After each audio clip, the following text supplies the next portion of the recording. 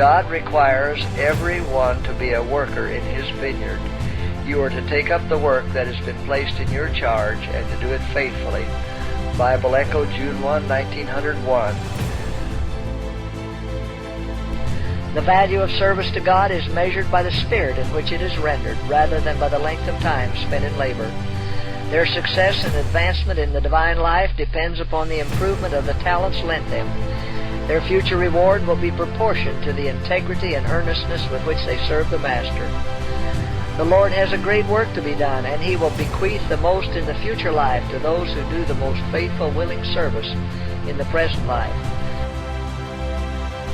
The brows of those who do this work will wear the crown of sacrifice. They will receive their reward.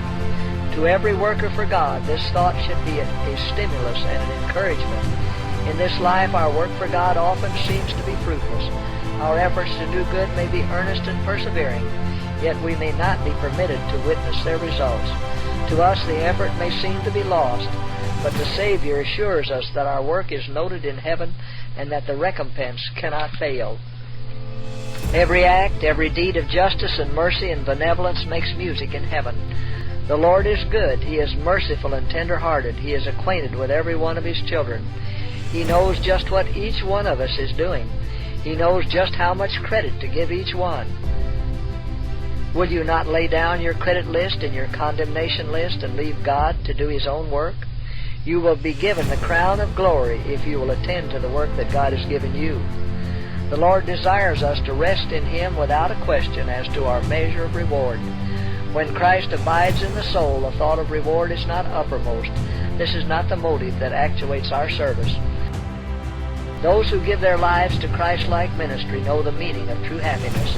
Their interest and their prayers reach far beyond self. They themselves are growing as they try to help others. They become familiar with the largest plans, the most stirring enterprises. And how can they but grow when they place themselves in the divine channel of light and blessing? Such ones receive wisdom from heaven. They become more and more identified with Christ in all His plans. There is no opportunity for spiritual stagnation. The church that engages successfully in this work is a happy church.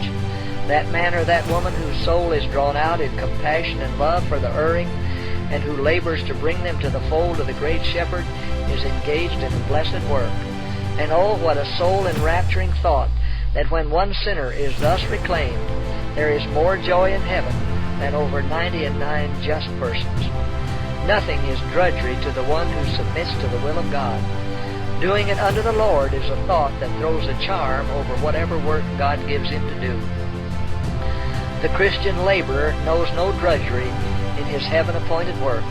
He enters into the joy of his Lord in seeing souls emancipated from the slavery of sin, and this joy repays him for every self-denial. To become a toiler, to continue patiently in well-doing which calls for self-denying labor, is a glorious work which heaven smiles upon.